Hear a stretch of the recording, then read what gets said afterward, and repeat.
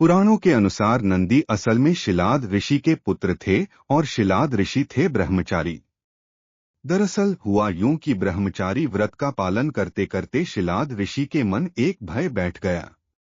भय था कि बिना संतान उनकी मृत्यु के बाद उनका वंश समाप्त हो जाएगा। इसलिए उन्होंने अपने वंश को आगे बढ़ाने के लिए एक बच्चा गोद लेने का मन बनाया। मन तो ऋषि शिलाद ने बना लिया, लेकिन दुविधा यह थी कि ऋषि ऐसे बालक को गोद लेना चाहते थे जिस पर भगवान शिव की असीम कृपा हो। अब ऐसा बालक ढूंढने से भी मिलना मुश्किल था, तो ऋषि भगवान की घोर तपस्या में लीन हो गए।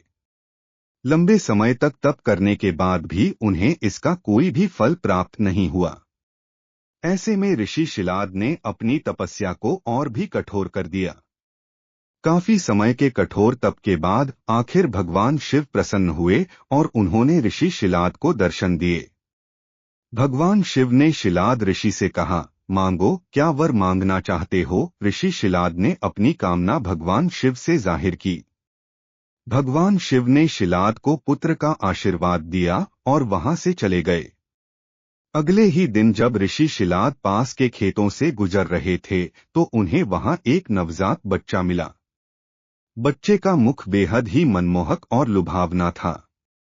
ऋषि बच्चे को देख बहुत खुश हुए और यह सोचकर इधर उधर देखने लगे कि इतने प्यारे बच्चे को इस हाल में यहाँ छोड़कर कौन चला गया। तभी भगवान शिव की आवाज आई और उन्होंने कहा, शिलाद यही है तुम्हारा पुत्र। अब तो ऋषि शिलाद की प्रसन्नता का कोई ठिकाना ही नहीं था। वह उसे अपने साथ अपने घर ले आए और उसका लालन पालन करने लगे। देखते देखते नंदी बड़ा हो गया। एक दिन ऋषि शिलाद के घर दो सन्यासी आए। ऋषि शिलाद की आज्ञा से नंदी ने दोनों सन्यासियों का खूब आदर सत्कार किया, उन्हें भोजन कराया। ऋषि शिलाद के घर मिले इस सेवा भाव से दोनों सन्यासी अत्यधिक प्रसन्न हुए। उन्होंने ऋषि शिलाद को दीर्घ आयु का आशीर्वाद दिया, लेकिन नंदी जिसने उनकी इतनी मन से सेवा की थी उसके लिए एक शब्द भी नहीं कहा।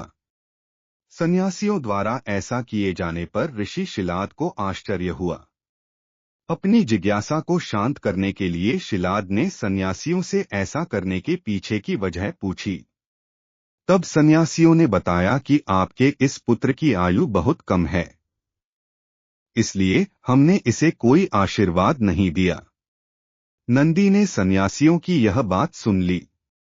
नंदी ने अपने पिता से कहा, आपने मुझे स्वयं भगवान शिव के आशीर्वाद से पाया है, तो मेरे इस जीवन की रक्षा भी भगवान शिव ही करेंगे। आप इस बात की बिल्कुल भी चिंता न करो। इतना कहते हुए नंदी भगवान शिव की आराधना में लग जाता है। अपने पिता की तरह ही नंदी ने भी भगवान शिव को प्रसन्न करने के लिए कठोर तप किया। फलस्वरूप भगवान शिव प्रसन्न हुए और नंदी को बैल का मुख देकर अपना सबसे प्रिय और वाहक बनाया।